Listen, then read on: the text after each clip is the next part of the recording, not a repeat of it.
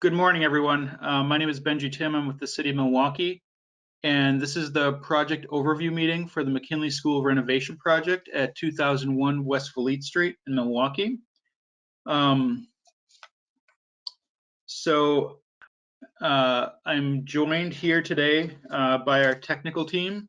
We have Matt Reimer from the City of Milwaukee, who's managing this project with me as well.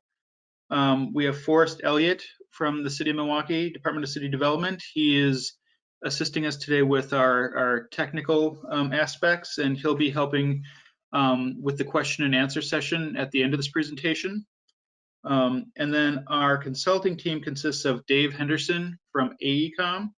We have Devin Ellis from Ellis Engineering, and we have Matthew Edwards from Quorum Architects. And then we also have Ted Mackham from Gorman and Company, who is the developer of the McKinley Avenue School project. So I just want to welcome everybody to this presentation. And as I mentioned, we'll take questions at the end of the presentation. We'll answer them. I'll just advance the slides here. And Forrest, if you could tell us a little bit about how the listeners and people watching at home can ask questions. Of course. Still on my screen, I'm seeing the main presentation screen, but so yes, hi, this is Forrest Elliott from DCD. Basically, there's a few different ways if you would want to communicate with us or ask a question. The first and easiest way is to use the question feature in GoToWebinar. So if you enter a question in there, I will be monitoring it. And then at the end of the presentation, we can start to read your questions and get those directed towards the appropriate person. Additionally, if you would like to speak, if for some reason you'd like to speak as opposed to the question feature, if you let us know via the question feature that you want to speak, or if you click the raise your hand button, I will see that, and then when we get to the question and answer section, I can actually get you unmuted, and then you're able to speak to ask your question or comment. So those are the different ways that you could potentially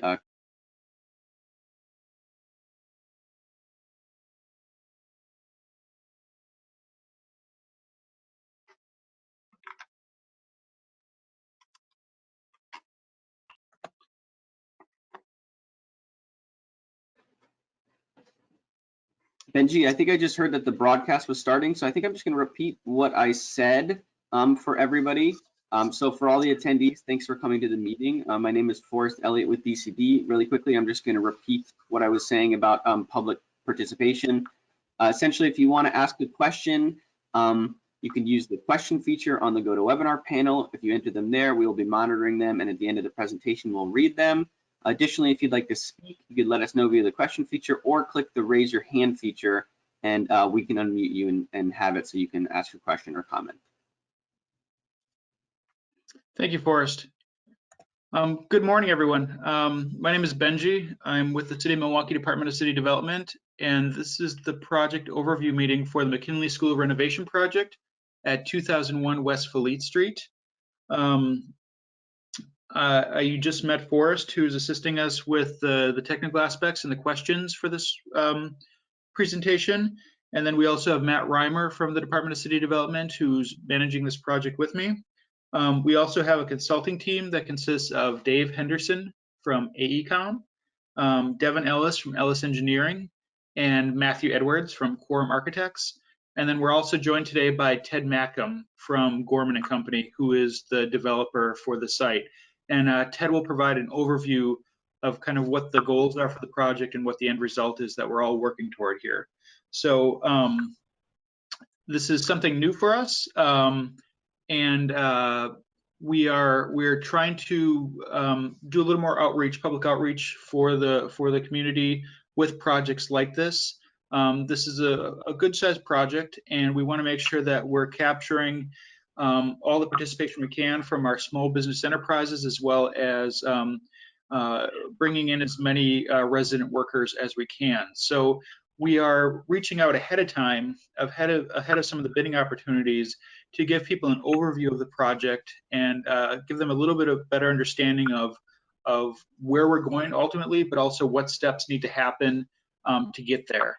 So the meeting today is going to consist of talking through some of the upcoming bids for the City of Milwaukee, as well as some of the work that Gorman is going to do.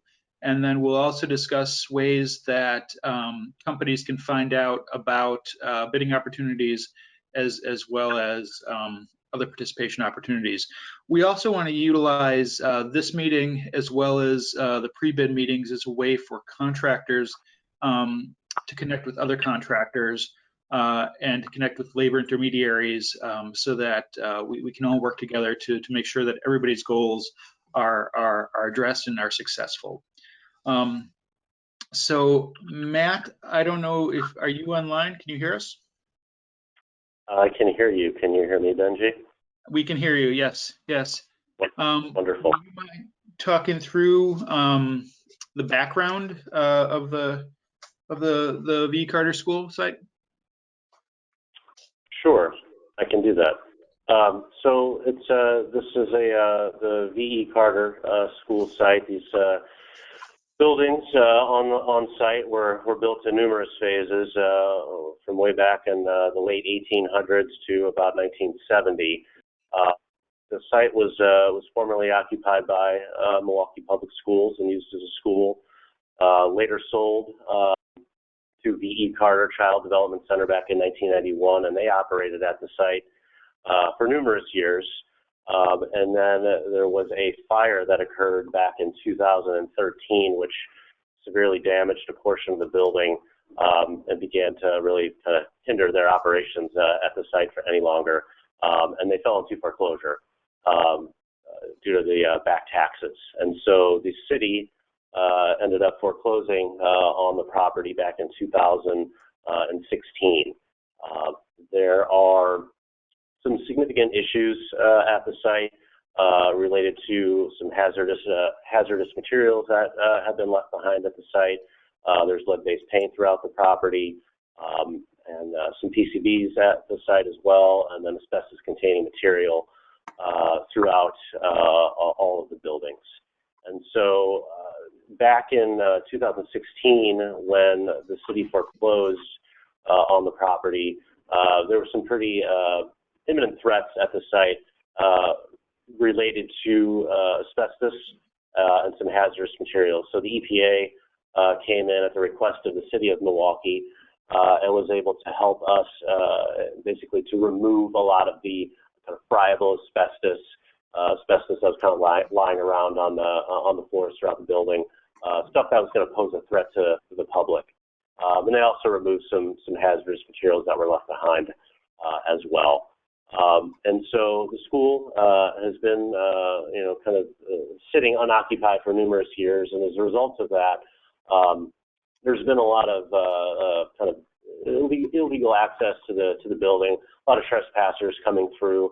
A lot of people pulling, whatever materials they can out of the building for salvage purposes. And so as a result of that, the building is in disrepair. And it's unfortunate that these things have happened to the school, but and now we're obviously working to better that property and bring it back to a useful life.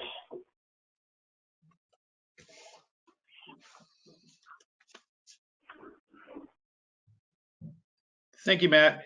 Here are some current conditions of the site. You'll see a number of photos today that show kind of what the current building conditions are, and that's going to lead the way to some of the upcoming bid opportunities that are coming up for this project. I'm going to turn it over to Ted now, Ted Mackham from Gorman and Company, to go over the project with you and describe what the goals are and what the outcomes are going to be. Yeah, thanks, Benji. Appreciate it. Can you hear me? Yes? Yep. Great. Yes. So yeah, this is an adaptive reuse of a historic structure. Gorman has done this before. I don't know if any of you have bid on or worked on Fifth Street School, Jackie Robinson School. Also other historic things we've done in the past would be the Brew House in the Pabst complex. This is, I would say, probably the worst condition of a building that we've taken, just because of the fact that it's gone from public to private hands, and the city tax foreclosed it after it was in private hands. And I think usually MPS buildings are in impeccable condition, and this one is an exception to that because of the circumstances. It's a $12.6 million investment. We've been working on this for 3 to 4 years, trying to figure out how we can save this building. And the interesting thing about the building is that we really want to keep the integrity of the classrooms as the rooms, the apartments. So we decided that the best way to do that is not divide them, not mess with them. So we're doing all 2 and 3 bedroom units, because that really fits into what we have here.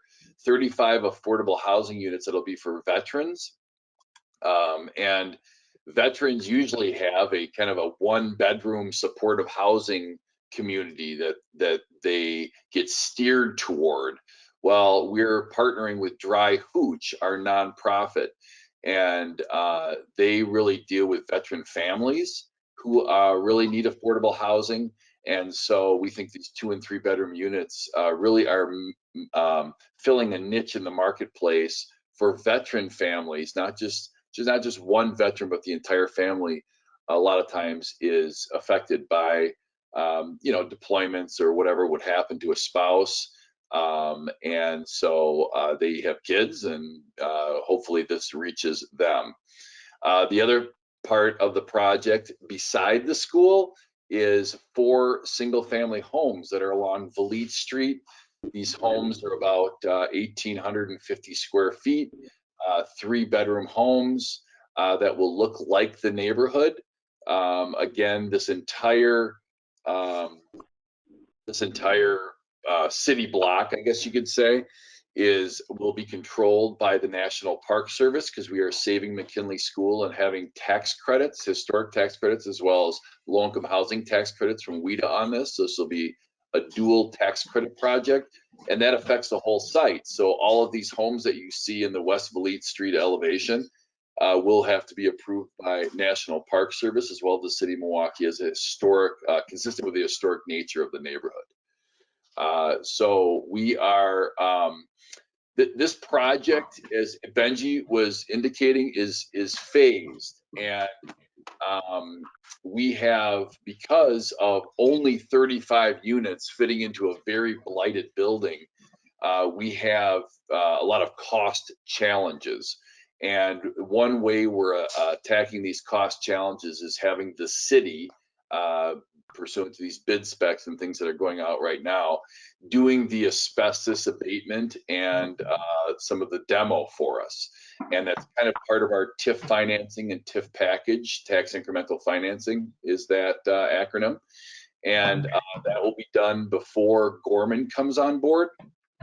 And so the city will lead that part. They will be done with their part. This is all in an ideal world, exit the building, and then we'll come in, and Benji will ceremoniously give me the keys, and I'll come in with my crew. And that all looks great on paper as we talk, but in reality, as you know, construction never is that easy. So will that happen? Who knows? But that's our plan. And so the city will do their work, and then we'll do our work. One reason why we also wanted to do this is we really wanted to heighten our SBE and our RPP goals here, and maximize those on this project, especially in the initial phase. And then as Gorman takes over, we still would like to really have a high level of both SBE and RPP participation. Always, no matter what I would tell you, because we have a very, Gorman's been doing this a long time, we have a standard protocol as to how we distribute plans and specs. But every single project, and I would say without exception, I will meet someone on the street who is SBE or RPP, and they'll say, well, I never heard of the project, because they're not in all of those acceptable channels where everyone else is, because they're disadvantaged. And so we really wanted to have an outreach here to have people have an opportunity to literally call me or Benji, and you will be on the list if you do that. I'd like to repeat that. You will be on the list if you contact us and give us your information. You know, attending this webinar is great, but we really want your contact information so there is zero chance of you not getting the materials. And I will give you my email, which is tmatcom, TMATKOM, at Gorman USA, GORMAN USA.com. And here is my personal cell number is 414-617-9997. I do get calls from contractors to be put on the list, so that is not a weird thing. If I don't answer your call, it'll go to voicemail and I will get your message. And so please contact us. Please get on the list because we really want you involved in this project. Thank you, Benji. Great, thanks a lot, Ted. And just as you provided your information, Chad Albright, his email address is also at the end of this presentation as well. So there'll be multiple ways to get in touch with us, as well as my email address as well. Great. So as Ted mentioned, this project is phased, and the city is handling kind of the first phase of this, which is asbestos abatement, debris clearance, and some select interior demolition. And I'm going to turn the presentation over to Dave Henderson from AECOM right now, who's managing some of the environmental components of the project. So he's going to talk about kind of what the building conditions are, and go into kind of a high-level detail of what needs to happen. Dave, go ahead. Good morning, folks. Building exterior, looking at the three pictures you have on your screen. The left-hand picture shows the building from 20th Street. You're looking at the two-story building is the 1884 edition. There are 5 ages of building here. On the right-hand side of that picture, the one-story portion of the building is the 1958 portion. It's the one-story preschool area. The middle photo shows the middle portion of the building, which is the 1888 block. It shows the chimney with the coal house, the coal room, and the boiler house under it. And to the right-hand side, to the west, is the 1898 portion of the building. The third photo to the right is a view from the south. It shows the 1898 portion of the building, and the middle portion, the 1888. So buildings look similar, but they have different ages. And when you get to the abatement report, the plans and specs, you will see the buildings referred to this way. Switch the screen, Benji. Next slide. We have 3 scopes of work for the abatement. And I'll do them kind of sequentially. The interior debris has to be cleaned out. The rooms are full of books, desks, papers, building debris, and in the basement, there are some rooms literally packed almost to the ceiling with boxes of storage. So interior debris removal, that'll go out as solid waste. As you get through the debris, we've identified some areas that are commingled with asbestos. We will need to treat the commingled debris separately. And second scope of work is for hazardous removal of hazardous materials. Matt earlier mentioned that the EPA had been in a few years ago. They took out most of the containers and hazardous materials. What we'll be doing is removing light ballast, a few cans of this and that, mostly universal waste. Once the rooms are emptied and the universal wastes are out, the asbestos abatement proper can begin. The Plans and specs report includes very well-defined quantities and areas of the asbestos you're going to have to abate. A couple photos here are generally what you will see. Referencing the middle photo, there are 2 boilers in the building, and we will be removing the abatement contractor will be removing the boilers.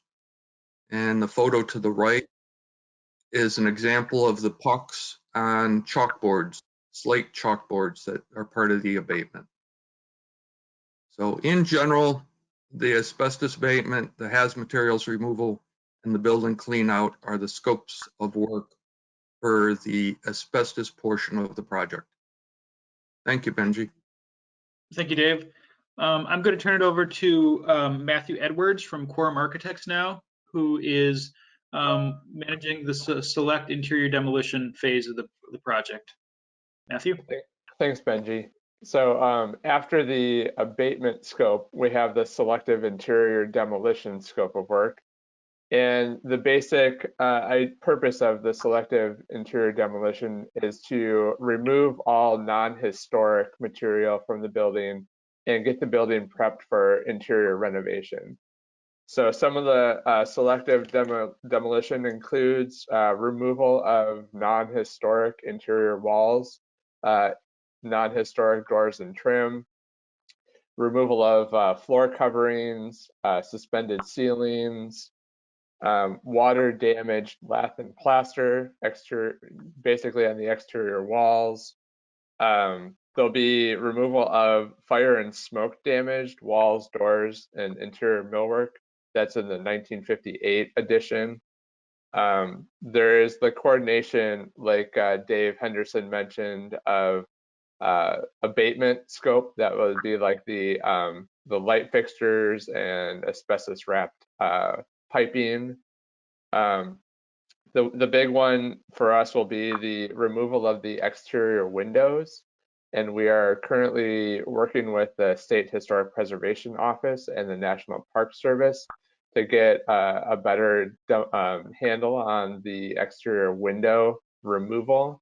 But that is included in the scope of work currently. I think that's pretty much kind of the general overview of the select interior demolition. Great, thank you, Matthew. Now we'll move on to information about how the contractors can find out information about upcoming bids and where to get that information. So the bid for the 3 phases that we just discussed, the interior cleanup, the asbestos abatement, and the select interior demolition, are going to be bid through the City of Milwaukee Department of Public Works as official notice number 90-1-2020. That bid packet is available as of this morning. So it'll have all of the city forms in it, all of the documentation, and the significant dates associated with the bid. So if you go to DPW's procurement website, you can find it under the buildings category. And there will be a city requirement, of course, of 25% SBE, and that's small business enterprises, and 40% RPP, that's residence preference program. There's also a federal requirement for Davis-Bacon wages. There is money from the US EPA in this project. So in addition to city funding and government funding, there's also money from the US EPA as part of this project. And then there are goals for 8% MBE and 8% WBE. The contractor is allowed to utilize the state's database for MBE contractors. In the bid packet, you'll find information for a mandatory pre-bid meeting.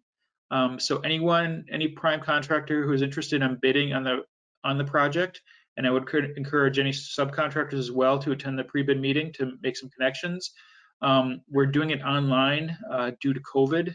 That's another reason we're having this meeting today, is to make sure that we're getting the word out as best we can, given the circumstances that we're in.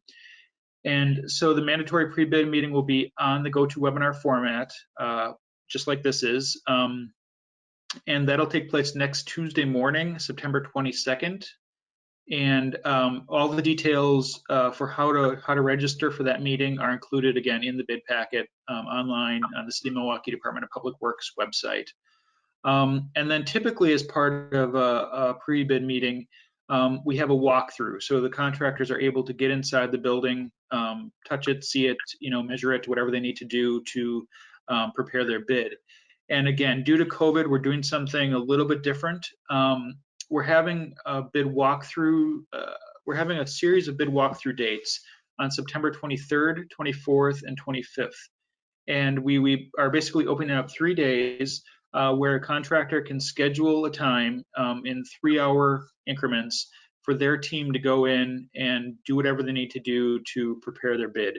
We're allowing 3 contracting teams at a time to go in. Of course, if you have a very large contracting team, we may have to adjust accordingly just so we can meet the city requirements and the state requirements for COVID. But again, you will provide the information on how to sign up for the building walkthroughs at the mandatory pre-bid meeting on September 22nd. So again, register for that if you're interested, and we can go from there. And then ultimately, the bids are due on October 15th. And we're using, you can submit your bids at DPW, but we are also using an online format for submitting bids as well. So read the bid packet, pay attention to all the details. Of course, this is a city bid, so there's a lot of things to pay attention to, including forms and things that are required for bid submittal. So get the bid packet, check it out. You can download it online. And then this is where you can find out about the city bids. I've already mentioned the City of Milwaukee website, Department of Public Works website. All of our contracts are also advertised in the Daily Reporter. We have a series of City of Milwaukee e-notify services. So different groups from the aldermen to different departments to our procurement offices have listservs of emails, and we're able to send out this information to a few thousand people through e-notify. So I would recommend going to the city website and looking for the e-notify tabs. Typically it's on the right side of the screen, and you can click there and sign up for a myriad of e-notify listservs to get information about the City of Milwaukee activities.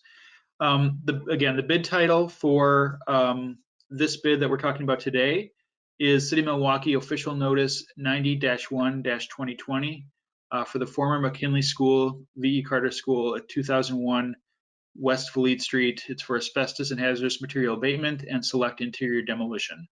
And again, the bid is available as of today, as of this morning. So you can go there right now and check it out.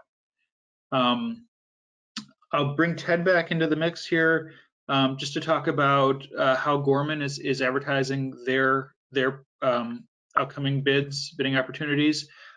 Ted already offered up his name and contact information, email address and phone.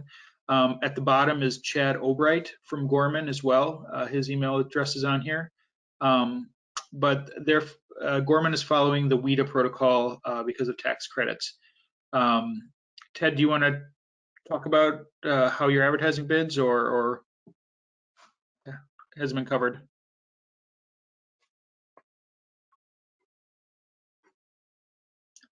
Okay, might have lost Ted for a second, but Daily Reporter is one of the ways we can that Gorman will be advertising bids.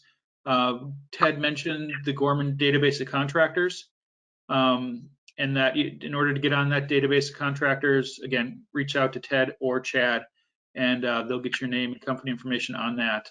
And then again, they're following the WIDA process because there are tax credits involved in this project, and that involves certain publications as well as following certain procedures. So that's the way to find out about this bid as well as upcoming bids. Forrest, if you like to remind everybody how to ask questions, then I think we can take some questions if there are any and go from there. Yeah, for sure. Thank you, Benji. So again, this is Forrest Elliott from DCD. I do see one question already, which I'll read in a moment. I want to remind people, if you have any questions, the best way to do it is definitely to ask the question via the question feature below on the panel, and we can read that and direct it to the relevant person. Also, if you use the raise hand button, and if you'd like to speak for whatever reason, to ask your question or to comment, we can also get you unmuted so you can actually speak. So yes, Benji, we have one question here. It says, haven't seen the abatement report yet. However, isn't it most likely that the window removal and floor covering removal is going to fall under the abatement and not selective demo? And that's from Nathan Sparble. I can start off answering that question, and then maybe Dave or Matt or somebody can jump in. But basically, the asbestos report is included with the bid packet. So you'll have the technical specs that describe kind of what the scope of work is for this project, and it'll also include all of the relevant backup material. And so asbestos sampling report. There's some drawings in there, as well as lab data and that sort of thing. Dave, do you have anything to add? Sure. Because of the historic nature and the historic reviews we're going through right now, as Matthew mentioned, the windows are being treated a little bit differently at the moment. The caulking around the windows is hot. The glazing is not. So during the asbestos abatement portion of the project, we are going to abate the caulking, but leave the windows in place.